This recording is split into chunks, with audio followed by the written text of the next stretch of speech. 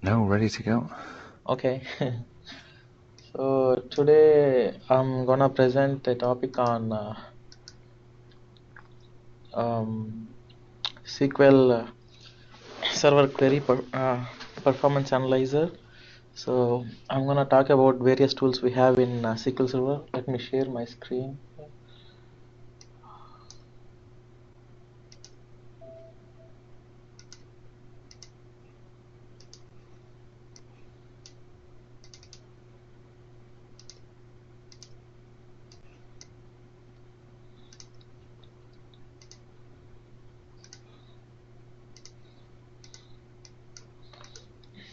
Let me know if you guys can see my screen. Yeah, it's up now. Okay, sounds good.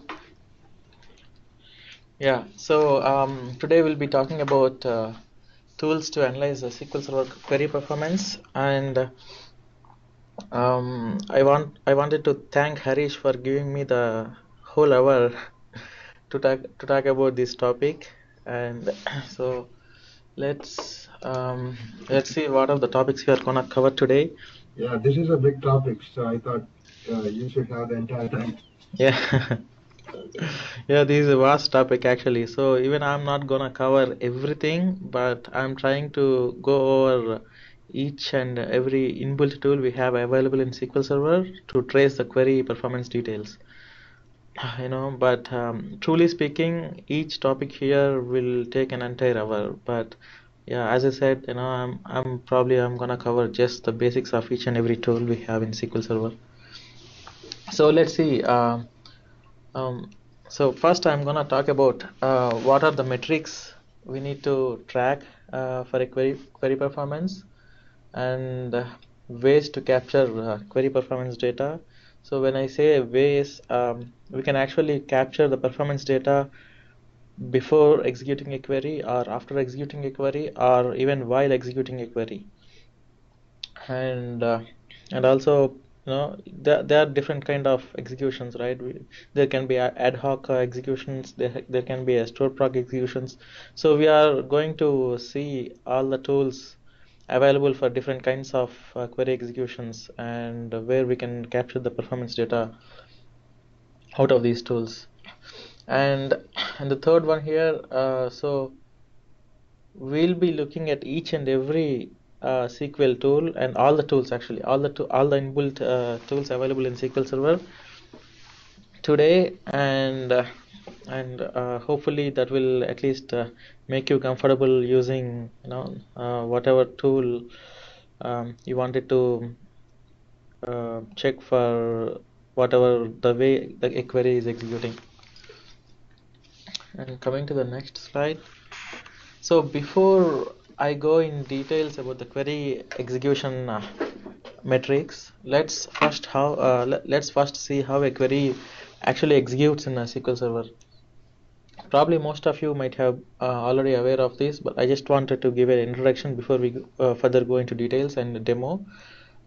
So as we all know, T-SQL is a declarative language, which in a sense we just tell it what we want it to get it out of a query, but we really don't have an opportunity to say how to exactly return the result set, unless if we are going to tweak some internals of the query, which we are going to see in later parts of this session. And so coming to the flow in which a SQL statement is executed by the storage engine. So as we all know, all the SQL statements are written in T-SQL format, um, and that's how it touches the relational engine. And we have a parser which parses the query, which means it's just basically checking for the syntax, if the syntax is correct or not. And if the syntax is right, it creates a tree of logical operators, which is called parse tree. And then it goes through a binding phase, which is nothing but it resolves the object names with the logical operators. So it is basically checking for the physical objects, if they really exist or not in the database itself or in the storage engine itself. And this phase is called the binding phase. and also it matches the logical operators with the physical objects in this phase. So once it gets passed through this phase, it is called algebraized tree, which means actual parsing of physical objects with the logical operators. And next comes the stage of optimization, and this is where SQL Server spends most of its time analyzing a query, or most of the CPU time figuring out various alternatives available to execute a query in the fastest way possible. So basically, in this stage, SQL Server tries to evaluate different plans and different ways, so that it can execute a query. So if you take any SQL query, unless if it is really a simple query, usually there will be a lot of at least a few tens of ways to execute the same query to get the same result set. So this optimization stage is where SQL Server really decides which execution plan or which way to execute the query, and and this is called the execution plan. So here is where we get the execution plan decided, and here the logical operators are mapped to the physical operators, which in the sense, so all the logical query is bound to the physical actual physical objects back in the storage engine. And the last phase here is the execution phase. So and this is when once SQL Server decided which plan to go with, and this is the final stage where it starts the actual execution of the query to get the desired result set. And so if you take the first four phases, which is T-SQL, parsing, binding, and optimization, all the first four stages are done in the relational engine, whereas the last part, the actual execution part, is done by the storage engine. So I mean, storage engine is nothing but a physical thing, or physical object based in a SQL Server, whereas relational engine is all related to the logicals of how to perform a query execution. So this is how briefly a SQL Server decides and executes any query coming to its hitting from either ad hoc or any stored proc. And going to the next part, so if we want to know the query performance and how a query is actually executing, and how effectively we are using all the available resources, and make sure we are not going to get any overhead because of any bad query execution plans, or any bad executions. So we would like to know what are the metrics we need to capture exactly to tell if a query is performing good or bad. And so here in this screen, here are the metrics we'll be talking about going forward. So the first one is disk IO. So whenever we execute a query, it's always gonna have to bring the data from the actual database. And since these databases and the data are residing in the actual drives, whether it is SAN drives or any other drives, so it has to go through some physical reading of the drives. And when it caches the data in the memory of a SQL Server, it then has to go through the logical reads, and and whenever it has to go through scans, especially in the drives, that's where it gets really longer durations. So but scans aren't always bad, it always depends on the situation here again. And so that's actually those are the three metrics we'll be tracking from the disk IO end. And coming to the next one, query time. So I mean, if you ask someone without someone without the actual working knowledge of any SQL Server or any database engine, they just wanted to know what is the actual execution time of any query. So which is the quickest and easiest way to know if a query is performing good or not. So that is what we'll be knowing here in the query time. So we have three kinds of time. One is compile time, execution time, and CPU time. So compile time is what I talked earlier. If I come back to this slide again, so the first four stages here is the compile time, and the last one is execution time. So we have these two kind of timings, and the CPU and the time it takes spend on the CPU to decide upon the execution plan is also one of the key metric we want to capture regarding the query time. And the next, coming to the next one is indexes. So we always wanted to use indexes on any query or on any object to make sure we are effectively retrieving the data. And there can be a chance that we are not effectively using an index, which is called unused index. And also there can be a chance to improve the query performance by creating new indexes. And in this case, we call it as missing indexes. So in the demo, I can show you how we can identify missing indexes using inbuilt SQL Server tools. So, and the last but not the least, it's execution plans. So, leaving all the three apart, so this is something which actually gives us all the data regarding the disk IO or query time or indexes for every phase of a query execution. So this is the real key thing in this presentation today, which is the execution plan, which is the best way so far to analyze any query in a SQL Server. And we have two kinds of execution plans. One is the actual, and the other one is the estimated. So estimated is the execution plan which we get before the actual execution of the query, and actual plan, as it says, it is generated after the actual execution of the query. So these are the key metrics, and these cover most of the key metrics we can capture on any query to analyze its performance on a SQL Server. So now we know what to capture. Now we wanted to know how to capture these metrics.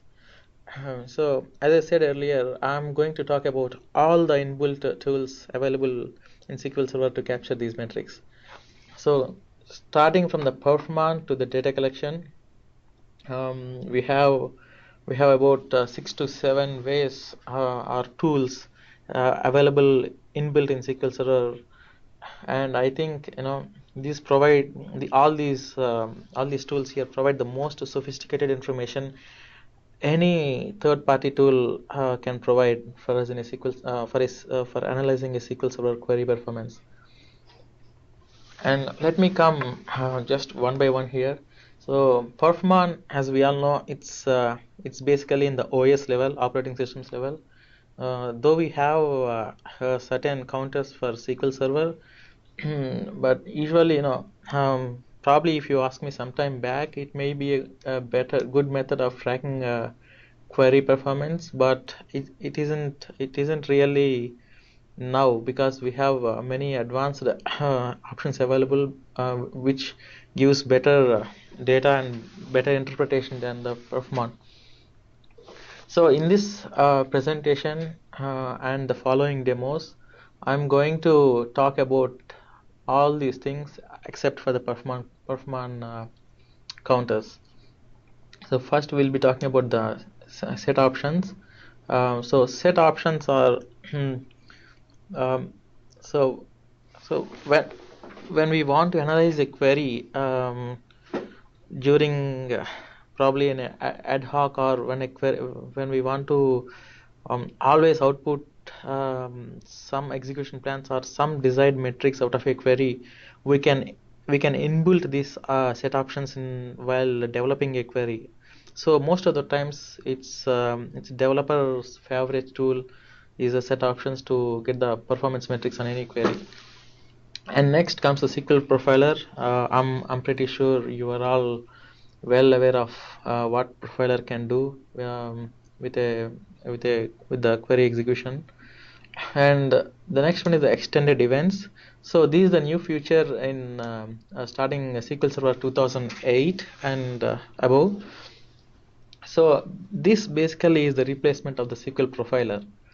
And when I said replacement, that means SQL profiler is going to be deprecated.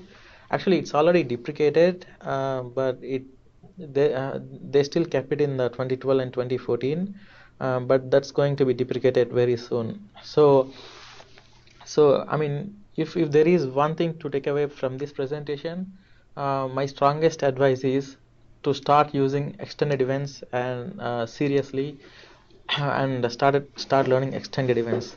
I will just go through a simple demo of the extended events today, but that might not be enough to gain enough knowledge on extended events. But this is a powerful feature which we have available now, and it is also very safe to run on any production environment, and because that is very lightweight when compared to the profiler, and it does not accumulate any overhead on the SQL Server. And the next tool we have here is the database tuning advisor. I'm sure most of you might have heard about this. So but as far as I read from many blogs or books, many people don't assume this as a great tool, but sometimes it can be a handy tool. So I would like to cover this as well. And the next one is the dynamic management objects. So starting SQL Server 2005, we have this great feature of DMVs and DMFs, dynamic management views and functions, which can provide the live data on any regarding any metric in a SQL Server. And so as they have some information regarding the query performance details. And I'll be going through a couple or 3 to 4 dynamic management objects, which will provide us the execution plan details and the query metrics in SQL Server. But one thing we have to be careful with the DMVs is whenever there is a SQL Server restart, they're going to be cleared out of the cache of the SQL Server. So we should be a little careful when interpreting the results from the DMVs. And last one is the data collection. So even this is a new feature starting SQL Server 2008, but by far this is the most advanced feature available in SQL Server, and also it provides a lot of data which you can actually use it for capacity planning, performance monitoring, and all kind of stuff. So let me start a demo starting with the set options here, and we go with the SQL profiler, extended events, and so on and so on. Okay, I have my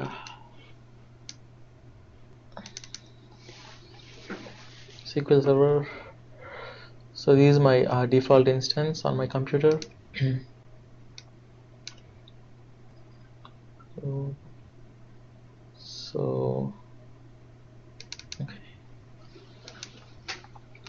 So the first one is a set options. So before I start the demo, is it clear so far for every one of you? Yes. Okay, cool. So these are the set options we have available to monitor and to get the query performance metrics.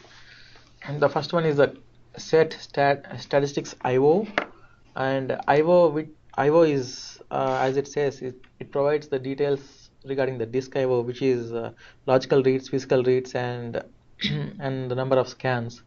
And coming to the next one, it's the time on. So we get the CPU time, query time in the sense compile time and execution time from this one. And the next one, so the next two here, they are already on the deprecated path, but they still have them available in 2012 and 2014 as well, but they are going to be deprecated soon. So I just wanted to mention here, but I really don't want to do a demo of these two, so I'll just strike out. So these two provides estimated execution plan. If you see, so both are very similar, except for this provides a little bit more details about the first one here. And the one which we will be using today for the demo is the show plan XML on to get the estimated estimated query plan. So this one has replaced the show plan all set option. And coming to the next one, even I don't want to talk about this in this demo. So these also deprecated, which using this set option we get the actual execution plan. So the set statistics XML on has replaced this one here. So coming from the starting again, so we only have really 4 set options to get the performance metrics of a query. First one is the IO, which gets the disk IO, time, which gives the query execution time details, and the third one is the execution show plan XML, which just gives us the estimated plan, not the actual, just an estimated plan. And the last one is the XML on, statistics XML on, which gives the actual execution plan. So let's go through a simple demo here. I have a database called SQL 2012. I'll use that. Let me switch my options.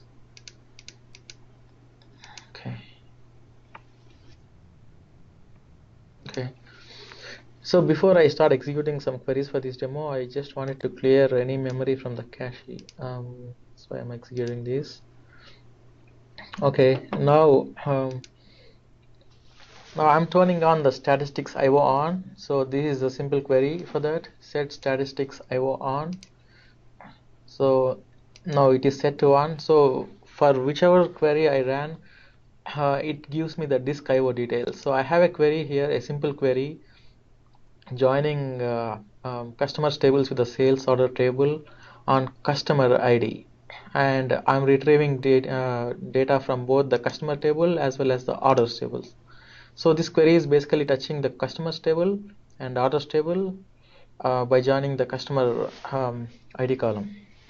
So if I execute this, if I execute this query here, I got the result set, and in the messages if I see, I have, so it gives me the total scan count, logical reads and physical reads for the orders table, and also for the customers tables I have the total scan count, logical reads and the physical reads. So actually let me clear the cache one more time and execute it. Okay, yeah.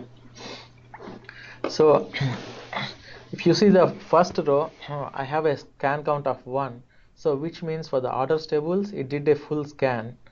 Since if you come back to the query and see, we are selecting two columns from the actually 2 columns from the orders table here. So since we haven't have any problem, a good index, it just did a full scan on this orders table.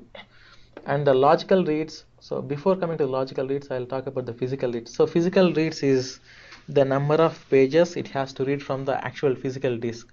So it has to read 1 page from the disk to get all the data, and which is the 830 rows. So to get the 830 rows, it has to read one data from the physical disk. And after getting from the physical disk, it used 21 pages in the memory cache to store all these 830 rows. And again, after storing 21 pages in the cache, it again has to read all those 21 pages to get me the actual result set here. So that's what it exactly means: the scan count, logical reads and physical reads and read ahead reads. And the LOB logical, LOB physical, LOB read ahead is the same, except for LOB is for large objects, which is like verbinary max or text, image and text, so on. And the same thing with the customers table. So it has to scan the entire customers table once, and it has to read 1 physical page from the disk, and it has to store this data from 1 physical page. It has to allocate 8 pages in the memory, and out of these 8 pages it has to read 5 pages to get me the data of 830 rows.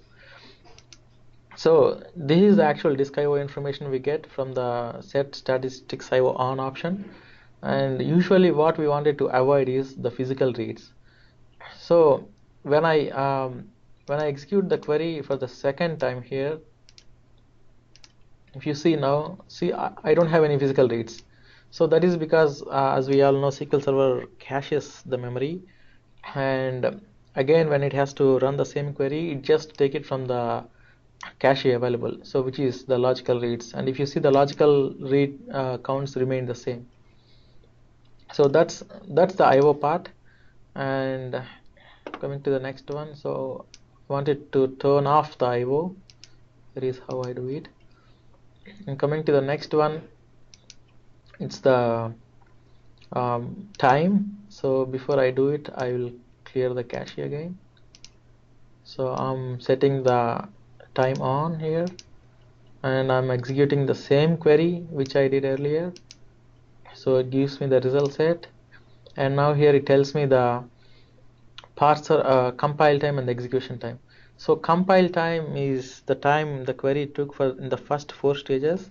If I come back to the presentation here, so the compile time is the query took for passing these 4 stages here for parsing, binding, and optimization. And this is the compile time, so which is 3 milliseconds, and that's really nothing because this is a very simple query. And also it gives me the time it spent for in the using the CPU, which is the same exact 3 milliseconds. And coming down, here it gives me the actual execution time. So which is the total time it took for executing the query, including the compile time and execution time. And so I have the elapsed time is 178 microseconds, milliseconds, so which is even less than 20th of a second, I guess. Yeah, 20th of a second. So this is how I can get the execution time details using the time set option. So let me turn off this again. And coming to the next one, this is the important one, because as I said earlier, execution plan is all what we wanted to look in when performance tuning a query, or when coding a new query. So let's see how we get this. So I set the show plan XML on, and remember, this only gives me the estimated execution plan, not the actual one. So when I execute the same query again, so I got a result here, and if you see, I don't have any result set. I just got the estimated execution plan, so which is this. And so all these details, the actual query execution plan interpretation and tuning a query plan will be probably in another session. But for this session, we are just limited to knowing how to get the data to troubleshoot the query. So this is the estimated execution plan we got from the show plan XML. And in order to get the actual execution plan, we have this set statistics XML on. So if I execute this and execute the same query, so if you see, now I got the result set and as well the query execution plan. And if I set the so in the coming to this query, actually we have the estimated execution plan and the actual execution plan exactly the same, so which may or may not be always true, but most of the times it is going to be the same. Let me cancel this.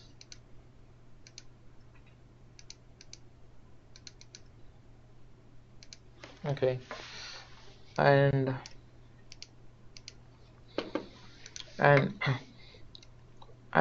one more thing I wanted to show you here is the graphical one. So if I select the query, and we have two options here. One is for display estimated execution plan, and one is the include actual execution plan.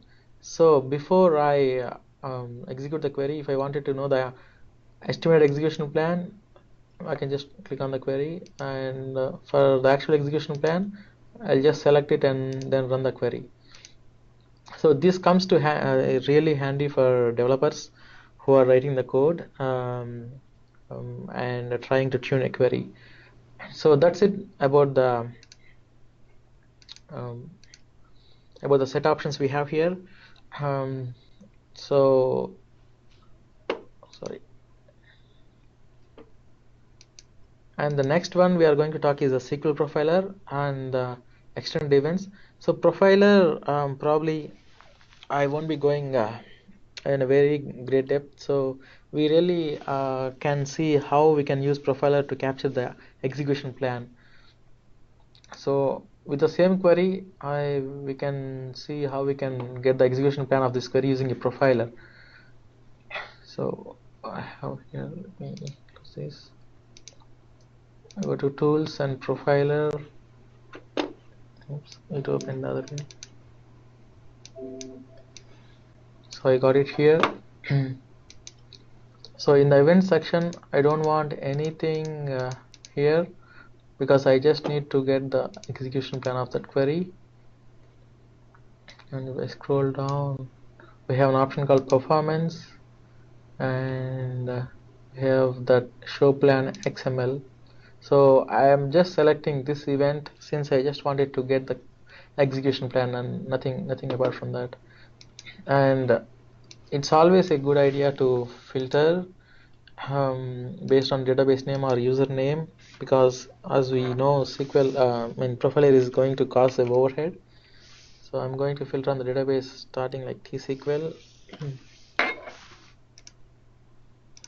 in the query. So I have the trace started here, and let me execute this query here.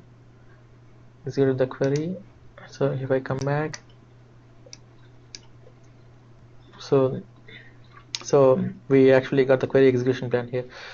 And you may ask, if we have so many options like set profiler and graphical plans, why to use again a SQL profiler? Because SQL profiler can be used on a live production system, and also a query which is already compiled and being ran in the system. It can be in any form like a store proc or any ad hoc query. So a profiler really comes handy in that stage to know what exactly is going on with that query and which query is running and what is the query plan for that. So I'll cancel this. And the next one is the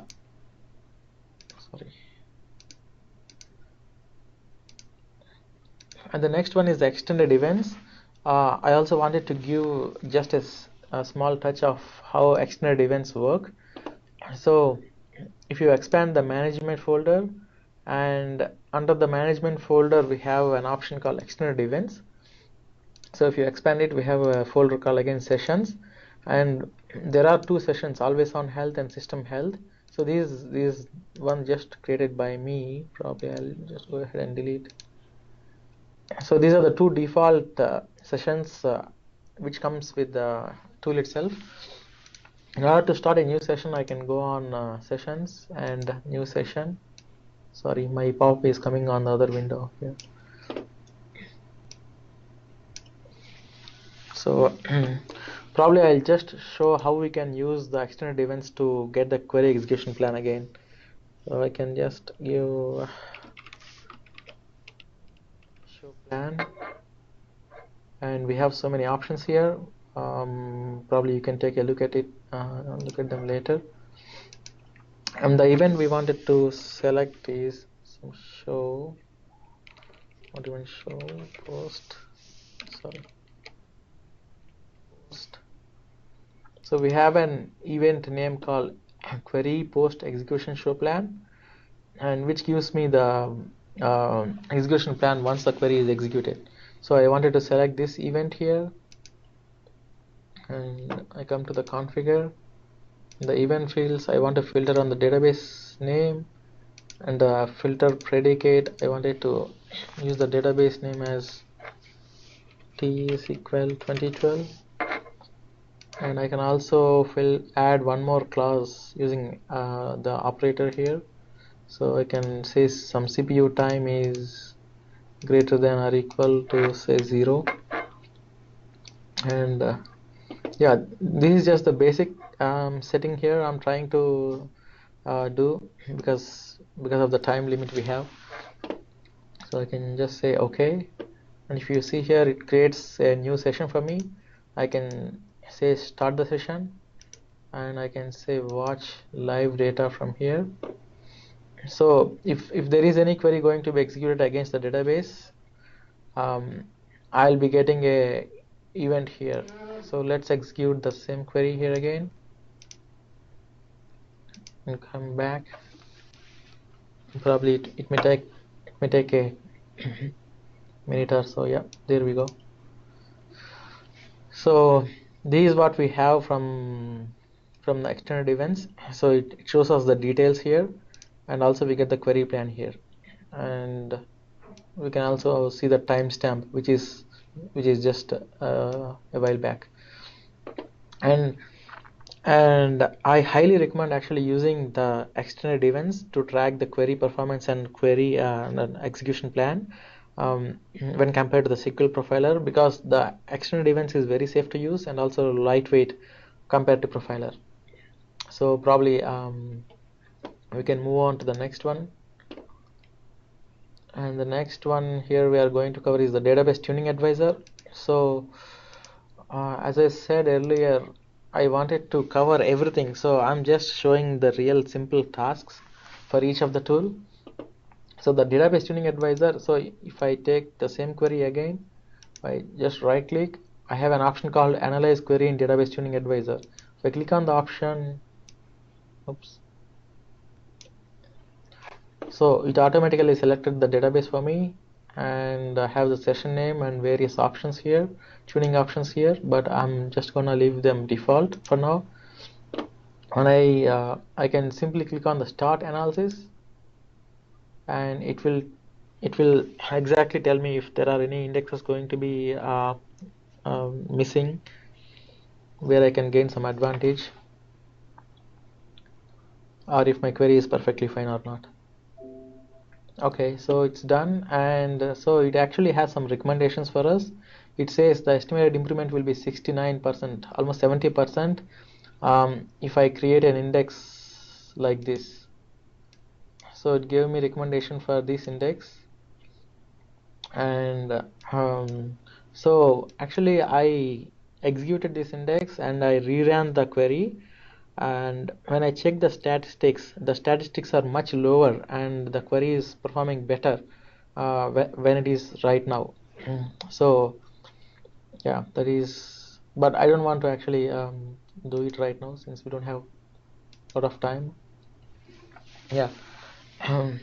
That is the easiest tool available we have to know if there are any missing indexes, or if there is any opportunity to tune a query by actually partitioning the table, or partitioning the objects touching the query.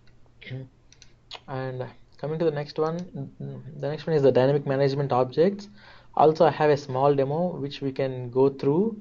Again, it won't be in very detailed. Actually, let me close this through here.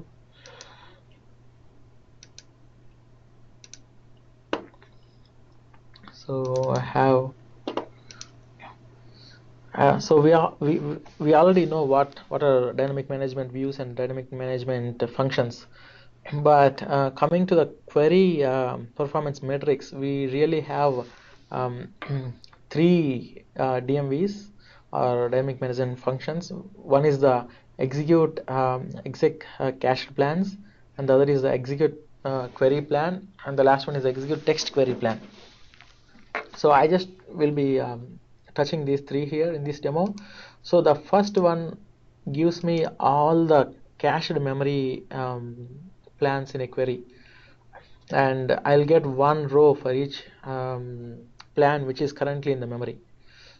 And so for example, if I specifically wanted to know the query execution plan for one particular query, I won't be knowing from this DMV. Coming to the second one here, which will give me the execution plan for one single query, but for that I need to know the plan handle, and we get this plan handle information from the DMV here. So by combining these two DMVs, we can actually get an execution plan for the query we decide. And but this DMV has a limit, which is like 128 levels of nested elements, and I'm sure most of our queries will fit in this limit. So if not, we have another DMV called execute text query plan. but I'm not sure how many of us are gonna really use it. So for now, I just wanted you to remember these two. One is DM execute cached plans, and one is the execute query plan. The cache plan will give us all the details of all the queries cached in the memory, query plans cached in the memory currently. And the second one will give us the specific execution plan for any specific query. So let us go to a simple demo here. I have a database called credit database. Let's use that. Before that, let me, okay. And again, I'm clearing the cache. I don't want any interruption. So okay, I have a simple select statement with a where clause here. So I'll execute the query. I'll execute this query, and I'll try to find the execution plan for this query using the DMVs. So let's execute the query. And so since I have this query already executed, I wanted to see the execution plan for the already executed query, and for that these two DMVs comes really handy. So if I do a select from the first DMV, which is the DM execute cached plans, which gives me the information of all the plans in the memory. So if you see here, I have 11 different plans, but I exactly don't know which is the plan for this query I just executed out of all these 11 plans. So to know that, I can actually cross apply this DMV with a DMV called execute SQL text, and since I have a payment wide in the select option, I can just simply give it in the text column where it says like payment wide, and I can find that handle. So if I see, okay, now I have 3 different plans with the same what to say, payment wide statement. So but if you look at the second one, this is the exact query I just ran. So my plan handle is this one. I'll copy this. So since now I know the plan handle, I can get the exact execution plan which the query used to execute. So if I select this one here,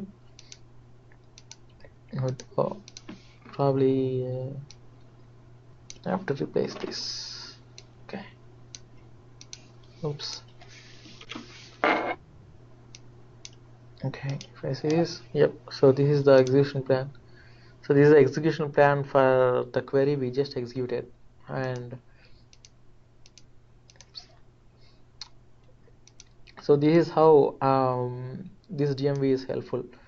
So whenever you want to capture or see execution plans for the queries which are already ran by the SQL Server but which are still stored in the cache, this is the DMV you should be looking at, which is DM execute query plan. And if you at all want to remember one DMV from this whole DMV list, this is the one I would like to stress about.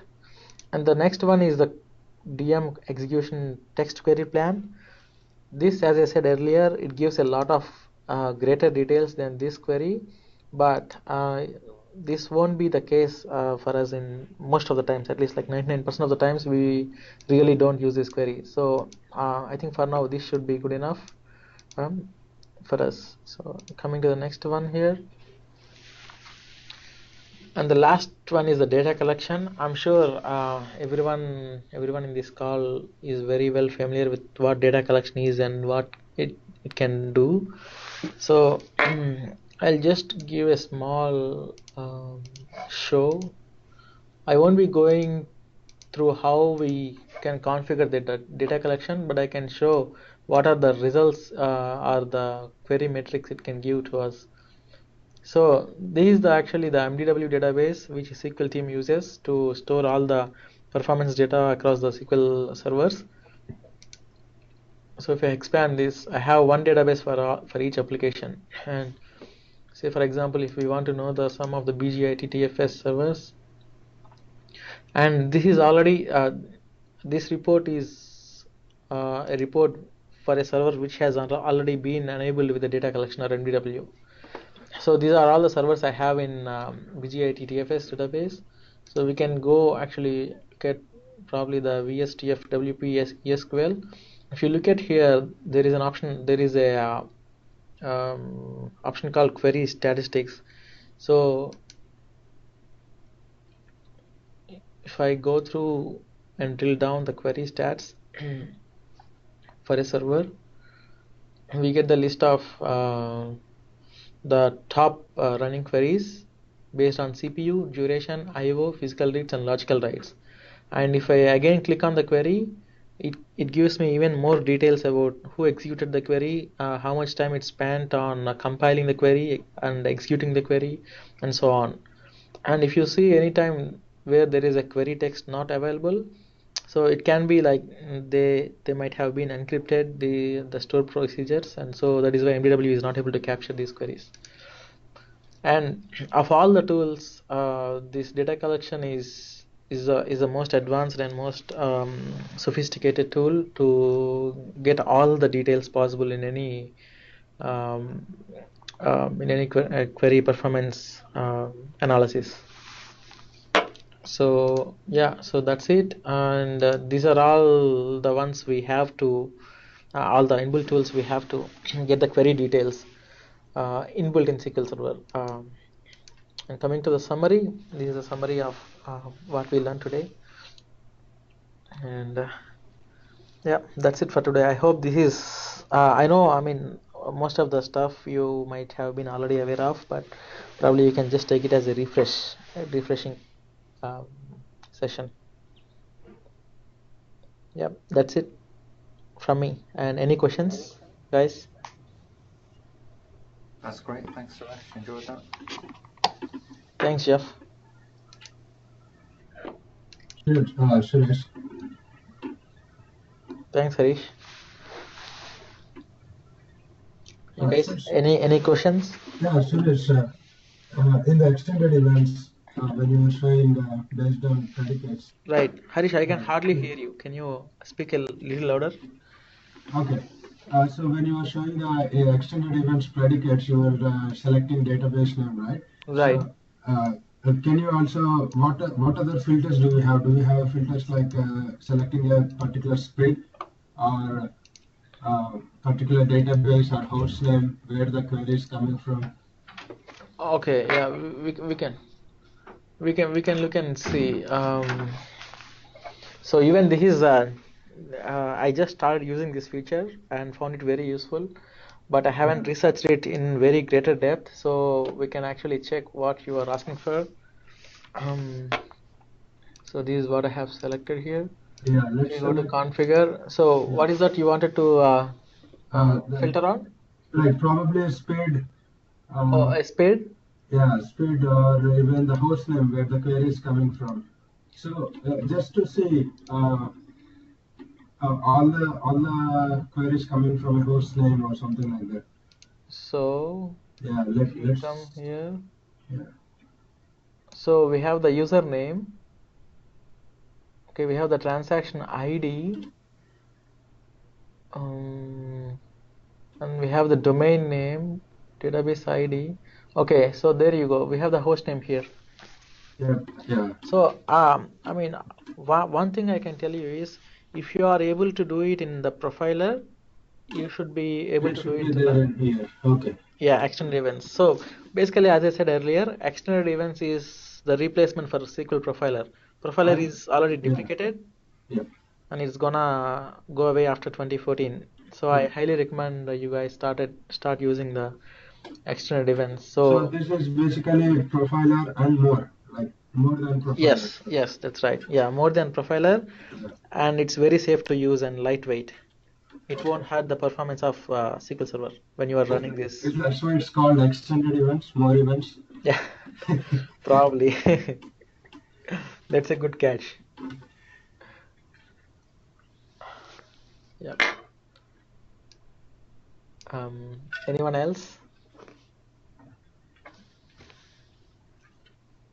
Okay. If I hope this is at least helps you a little to dig in more on extended events, especially and the DMVs, if not the other options. Because I personally like the extended events and the DMVs compared to set options or profiler or any other things. And the data collection, as I said, is a very excellent and advanced feature starting 2008. But there are some limitations because we have to have some dedicated person allocated to these reports, or we need some storage, additional storage, and creation of new databases for this feature. But if we can do so, that's going to be a good feature too. But apart from that, I would highly recommend extended events and the DMVs for getting the query performance metrics. Yeah, that's it from me today. Yeah. Thanks, guys. Yeah, thanks, Thank Suresh. you. Oh, Thank you. Thanks. yep. Bye.